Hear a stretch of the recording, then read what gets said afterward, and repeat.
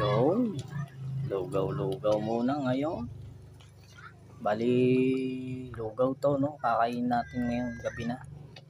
Hindi tayo nag-agahan, hindi tayo nagtanghalian, hindi rin tayo nagmerienda. So, siguro masasabi nyong napaka ano ko sa sarili. Tawag ng pabaya. Hindi naman totaling pabaya. Ganoon lang talaga siguro yung mga dehydrated na katawan. Yung tipong kaya naman dalhin pero sa bandang huli medyo wala nang sigla. As in na ako ngayon 49.1 kilogram na lang ako.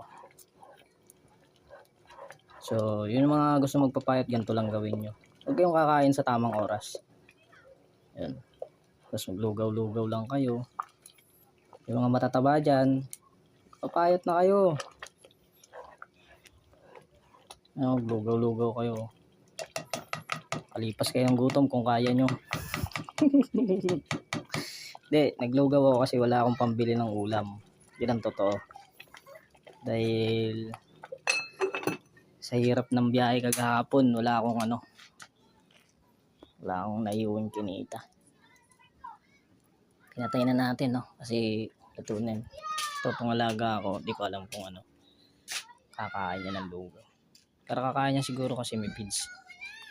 Maglalaba tayo. Kaya yan, kaya naglolo ko yung namin, kuryente na naman. May hina lumalakas. Electric pan ko nga, hinaw. Nakita nyo nag-interrupt yung kuryente, yung pinaka-ilaw. Yan, sobrang hina ng ilaw. Napakabait na naman ng jumper.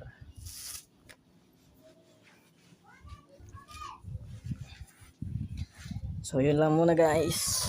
Sa hirap ng buhay, maglulugaw muna ang mama. Bye bye.